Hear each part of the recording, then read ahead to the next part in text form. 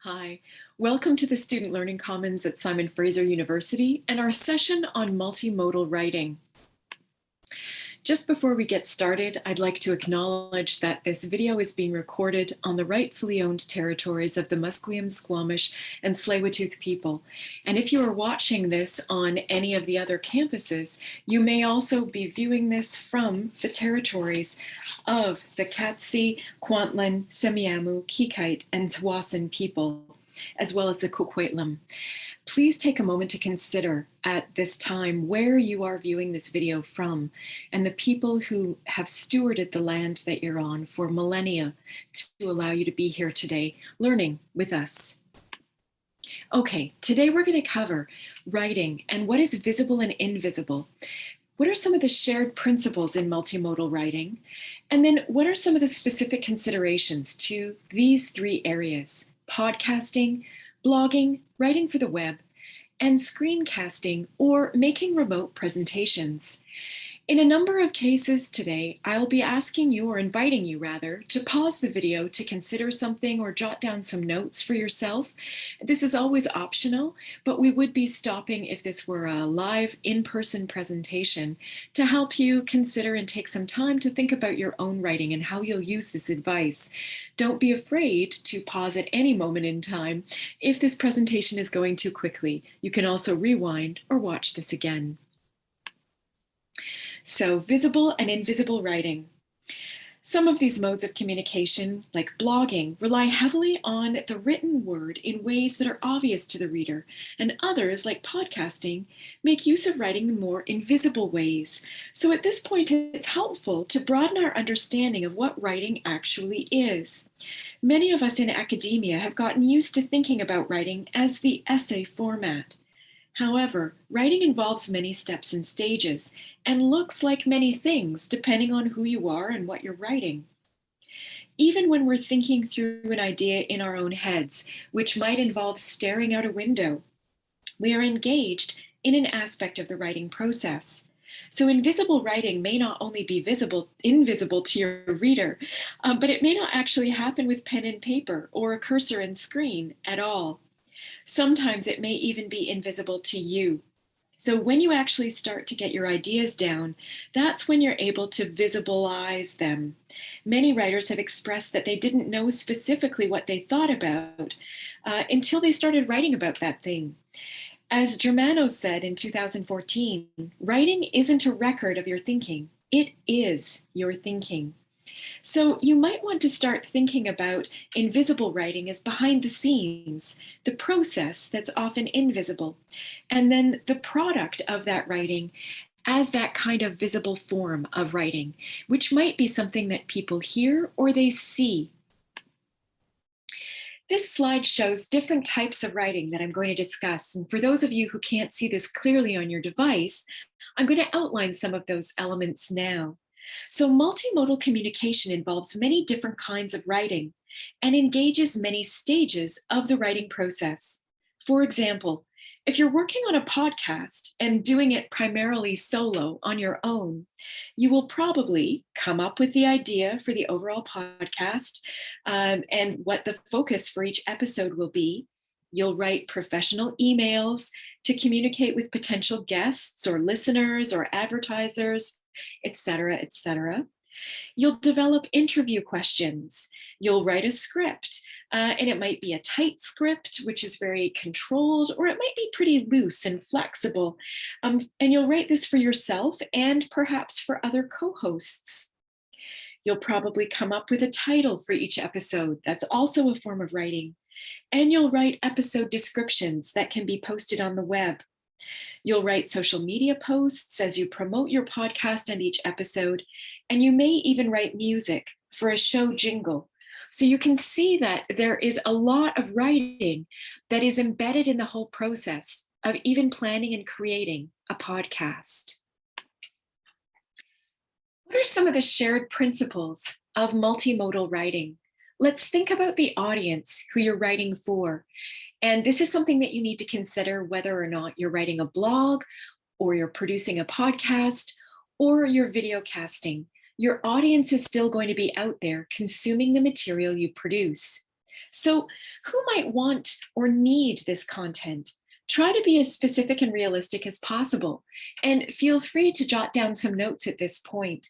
In the next slide, I'll actually be inviting you to pause and jot down some notes. The more you get to know your target audience, the better you can communicate with them. And this can include deeply imagining who that audience might be. So when you're creating content, you want to do a sort of invisible test group. Run your ideas by your imagined target audience and see how they respond.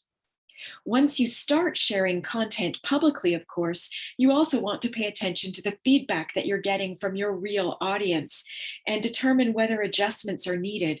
So make sure that as you plan for the output and where this is going to be posted, that you're creating opportunities to collect that feedback so that you can respond to the audience as you are putting material forth for them. So take a look at this audience persona exercise and feel free at the end of this description to pause, and I'll let you know where you might want to do this. But really think about a brief description. What is the ideal age or place of origin or ethnicity, race, gender, identity, level of education, or other relevant details, including perhaps accessibility needs of your perfect audience? Goals. What are the goals as they relate to your content? And what is your audience's need as they relate to your content? Why did they show up? Why did they click on your content? What are the abilities that your audience members have? What are their strengths? And what are those things that might challenge them? How can you try to meet or overcome some of those challenges? What do you need to do to accommodate that? And then what is the context? What is your audience member's context when engaging with your content? So you might want to pause now and do a little timed writing exercise to start working on developing the personas of who you might think would be in your audience. You could write a brief character description about your ideal audience members, maybe start with one or two, and then have them represent different tastes and reasons for seeking out or engaging with your content. You could even try to give them names or jobs, likes and dislikes, to get to imagining your audience better. This can be a really fun and creative writing exercise, and it's also the character development piece of playwriting and fiction writing. Don't be afraid to get specific and to dream about who you would most love to listen to your podcast, read your blog, engage with your screencast. You can also seek more information on SFU Library's digital services guidelines for creating multimodal writing. So pause now if you wish. I'm going to continue to the next slide. There are some shared principles in terms of tone and voice, no matter what we're producing, whether it's a blog, a podcast, or a screencast. So it's important for you to know what voice you want your content to speak in. And this can help you make choices about what kinds of words you're going to use. What is the layout of your piece? And that includes a podcast. It has some kind of structure. It's going to take up a certain amount of time. What will that time be used to do? What is going to be the length of the content? Will there be music, images, graphics, emojis? Are you going to have advertisements? Are you going to have affiliates or linked content? So really take a moment to think about what you want your content to sound like. What words do you hope that others will use to describe your blog, podcast, presentation? Another potential timed writing exercise is that you could put a timer on if you chose to pause at this slide and list as many adjectives as you can think of, and then circle the top 2 or 3 that you hope that others will use to describe the content that you're hoping to produce. So some examples might be authoritative, warm, friendly, open, inviting, challenging, clear, effective, smart, direct, conversational, bold, funny, witty, and so on. This is a little bit like the persona exercise, but instead of deeply imagining your audience, you're deeply imagining the kind of persona that you want your content to have. Feel free to pause here if you'd like to take a few moments to take some notes down. There's also the shared principle of concision. This is how you tailor your material to make it concise and get itself across as quickly, easily as you can to your audience. So this isn't just about the number of words that you're using, but about the clarity and strength of those words. So for example, I can write a short sentence that doesn't communicate anything. And this is one example of a phrase you should not use. It was, and it wasn't. Not useful. You're not telling your audience anything extra. And also be aware of filler phrases. In other words, you know what I mean? At the end of the day. Now, sometimes these phrases are unavoidable and we do use them to get through awkward places, perhaps in a podcast. But when you're editing out, if you're editing for concision, making sure that you're fitting to a very precise time slot, you might find that these are places that you can remove. And while most forms of multimodal communication won't have a thesis, like you're used to writing a thesis statement in academic papers, it is really helpful to know what the main point or communication goal of the piece that you're producing is. Once you have your first draft of the content, you'll want to review it with that main point or goal clearly in your mind.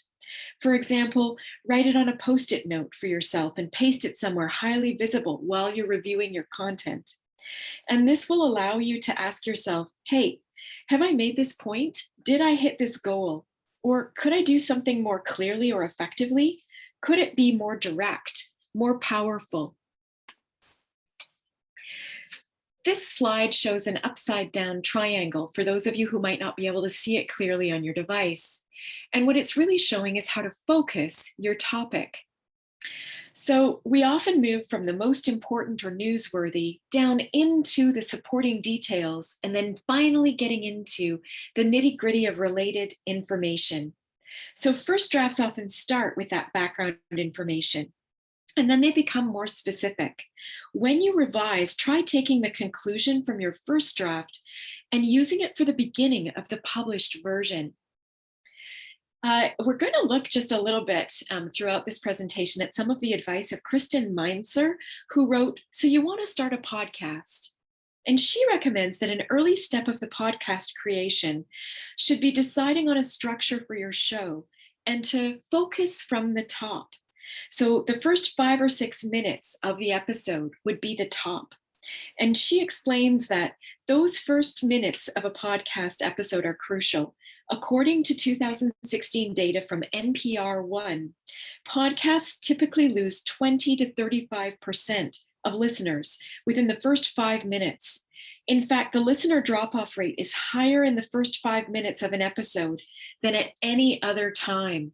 So really think about this as you're planning. What can you do to grab your audience and keep them with you? And I would say that this is our focus when we're writing something that will be read by an audience as well. And of course, screencasts follow the same rules. We might be distracted and drawn in by some visuals, but the material still has to be compelling enough to keep us there. Think about how many times you've started reading a blog post or listening to a presentation or podcast, and you've become confused about what it was about, or you've simply lost interest. Do whatever you can as you plan to prevent that from happening to your audience members.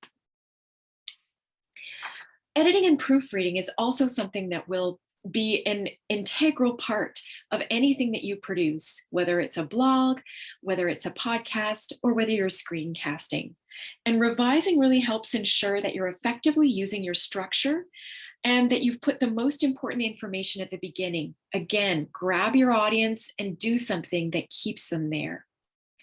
Editing and proofreading, or proof listening, help you to clarify your story, to choose the strongest words or moments possible, and to focus on transitions so that it's easy for your reader or your listener to follow you.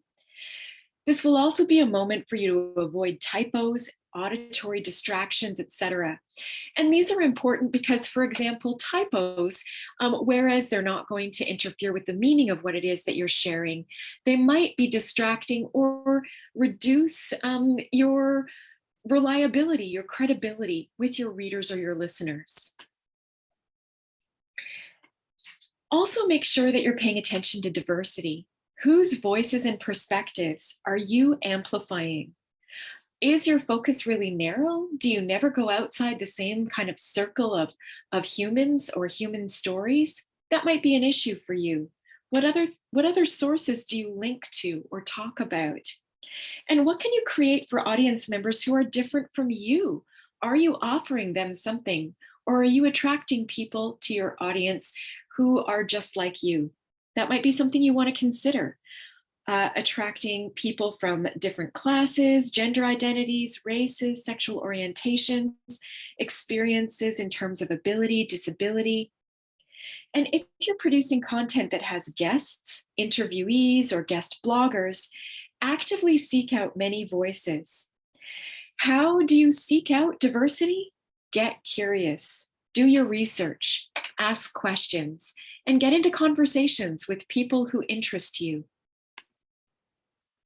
Okay, let's drill down into a few specific considerations. Let's start with some podcasting.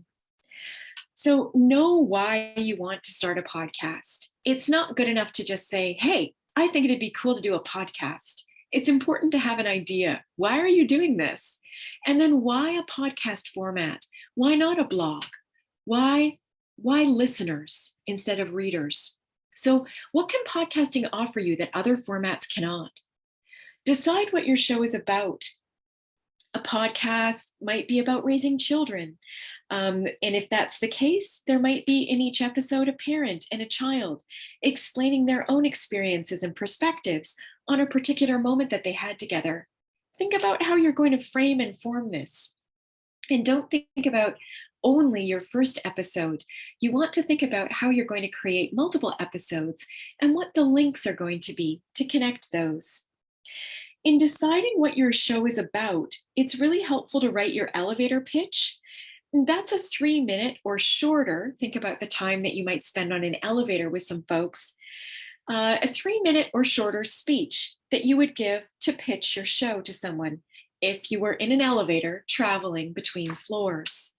This is also a really useful thing for you to think about when you're writing academic papers. So knowing how to give an elevator pitch is useful in many types of writing that you'll be doing. Okay, what about your format? There are different kinds of formats that you can use when you're considering putting together a podcast. You could use a daily news format, an advice format. You could do an episodic documentary. You could investigate something, do some serial fiction. Again, Kristen Meinzer has some ideas to consider before you start podcasting. Why not use a recognized podcasting format? You could borrow a format that you've already seen on television, or you could even make up your own approach. But you want to decide on that approach before you start to podcast, because it is going to be what helps you determine the structure and the writing of your script. So, what do we think of when we hear the word script?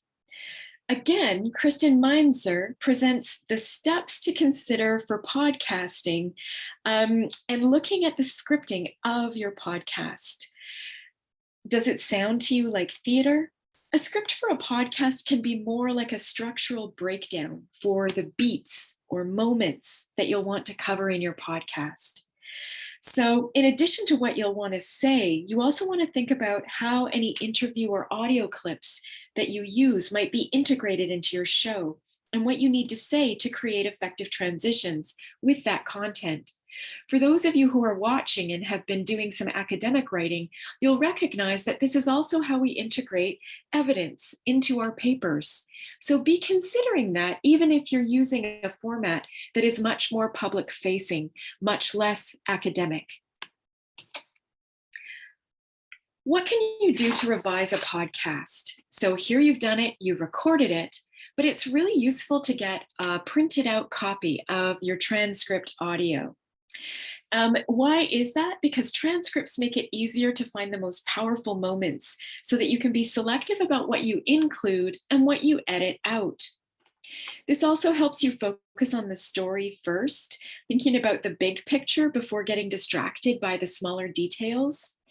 And that will also help your reader have some kind of, or your listener, sorry, have some kind of clarity. Edit out rambling, okay? These are the kinds of things that I would edit out from this presentation if I had a lot of time to do that editing. You can also edit out any audio distractions like coughs or sneezes, unexpected background noises, and you can make sure when you're doing this editing that you're avoiding abrupt edits. Try to keep your volume levels steady as well. And that's something to consider, especially if you're interviewing people who are not in the same space as you.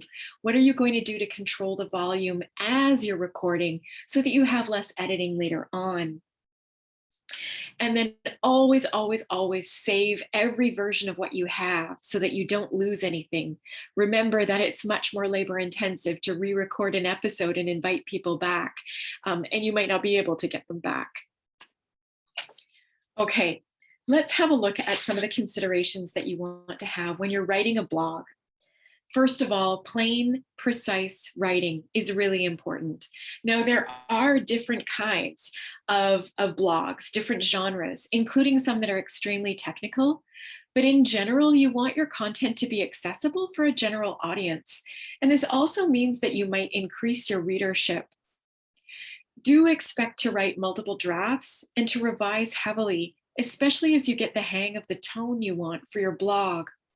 You might also be working within a very strict limit, so make sure that you're working to be concise. And engage fresh eyes on your content before you publish. Invite people to have a look at what you've written and give their feedback. You don't have to agree with them, and they might not agree with each other, but the feedback that you get from them, and then as you think about who that desired audience is, that target audience that you imagined, consider integrating and implementing some of that advice that you get from those folks who might best fit that target audience. Try to keep your sentences and paragraphs short and to the point. Rewrite very academic content and marketing copy so that it quickly gets to the essential points and makes sense to a non-expert. Any necessary background information or further reading and acknowledgements can go into the related info part of the pyramid, that upside down pyramid slide that I showed a couple of slides ago, and that can go in at the end. You might also include some of these as hyperlinks. Generally, writing long pieces is quick. So doing one of these blog posts that's going to be shorter, it's going to actually take more time to write this kind of precise content. So expect to write multiple drafts. So take a look at this. You can also feel free to pause on this slide right now if you choose. But what I'm going to do is I'm going to read this out loud, and then I'm going to tell you what one suggestion for a very concise rewriting of it would be. A policy may be canceled by an insured person, the insured person, by providing the company with a written notice of said cancellation. The serving of said written notice of a cancellation is sufficient and will suffice in making effective the date of cancellation of the policy in the notice of cancellation. That being the end of the policy term and hence its completion, the said policy will henceforth be canceled. Okay, I'm sure that you noticed in here there was a lot of repetition. There was unnecessary confusion in terms of how the sentences seem to be a kind of labyrinth. This is techno speak. It's totally unnecessary. How might you make it more precise? Well, this is from the SFU Library Digital Services Writing for the Web Guide.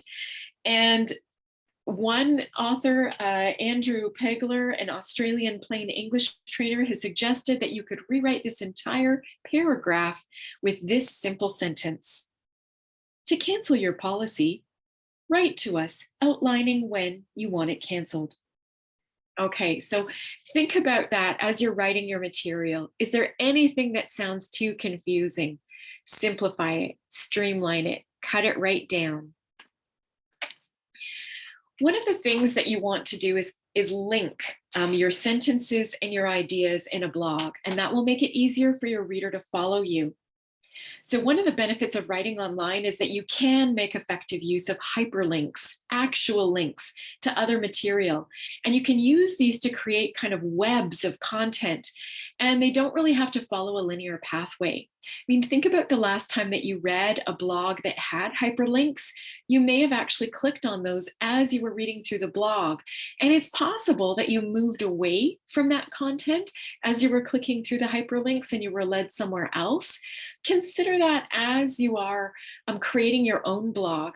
And I always like to think about having my hyperlinks open in a new window or a new tab so that my readers can always go back easily to my own blog. If you have content on one page or post that you want to draw attention to, it is far better to link than to copy. And this also helps you keep your own word count down. Okay, we want to think a little bit about white space. And I know that sounds very strange, but when we look at a page as readers, I mean, think about the last time you looked at a page that was filled, dense, with no white space. It was just filled with text. Did your body kind of clench? Did you go, and think, my gosh, that's going to take me a long time to read? What we want to do is invite our readers in by creating a little bit of extra white space. And that puts people at ease and makes them feel like they have room to be with you in that page. Readers can also scan a page more quickly and effectively if they don't have to slow down to read and navigate really large blocks of text. So you can increase white space by adding line breaks between concepts. You can format with bullet points wherever that's appropriate. And you can also use standard headings to organize the page.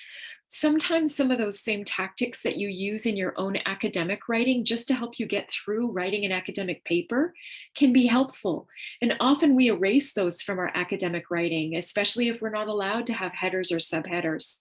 But in a blog space, that's really helpful as you guide your reader through the page. So take a look at this white space example. And if you're not able to see this well on your device, the before section has a rather densely worded paragraph where there's not a lot of white space. And as well, the language that's being used is marketee's language.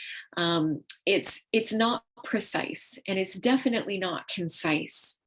Afterwards, the after example has an awful lot more white space, and that's because the writer has actually placed this information into bulleted points. So it's easier for the reader to enter in. You can pause for a moment and take a longer look at these examples if you're able to see them well on your device. I'll be heading on to the next slide. So let's move on to screencasts or remote presentations. And we have really spent, for those of you coming out of the pandemic, hopefully, we've spent about 1.5 years with a lot of experience of these, sometimes as viewers and sometimes as presenters. So you probably already have some very strong opinions of what it's been like to be an audience member. Use those opinions as you look at how you're going to organize your own screencasting. So, a screencast is PowerPoint slides with audio recording of a presentation, and these can be exported as an MP4 to be played as a video. I also know folks who've made sure that they've planned these so that they can merely be listened to, and that any slides that are really important can be described so that someone can simply listen. Think about your audience and ask yourself what version of this would they prefer, and then make sure that you're making choices that work for that audience. A remote presentation or webinar will include visuals like slides. It will also include voice and video of the presenter speaking. So what are some specific considerations for these formats? Ideally, again, you want to stay short and focused. Stick to one major point. And remember, if you're doing a series, you can always take some of the extra points and make them different episodes. Pause in between sentences to allow for editing, okay? So it's really hard if you speak really quickly and your sentences all run into one another. It's hard to make those editing cuts because you haven't left yourself any silence. Silence is really important for editing. So it's fine if you're not planning on doing any editing, but if you are, that's a really important point, including some silence. That's the same as white space.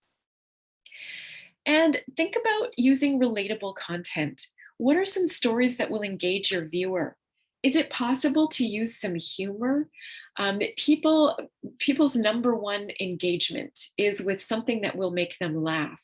And those are sort of the sticky areas. If you can get your audience to laugh, they're probably going to stick with continuing to listen to your podcast or your screencast. Try to be enthusiastic about your topic. And I would suggest that if you are not feeling enthusiastic about your topic, you should definitely pick another topic. Also think about the accessibility for your viewers. Use closed captioning for accessibility. Sometimes you'll have different kinds of options for your closed captioning. Take a moment to consider which options will work best for the audience that you've imagined.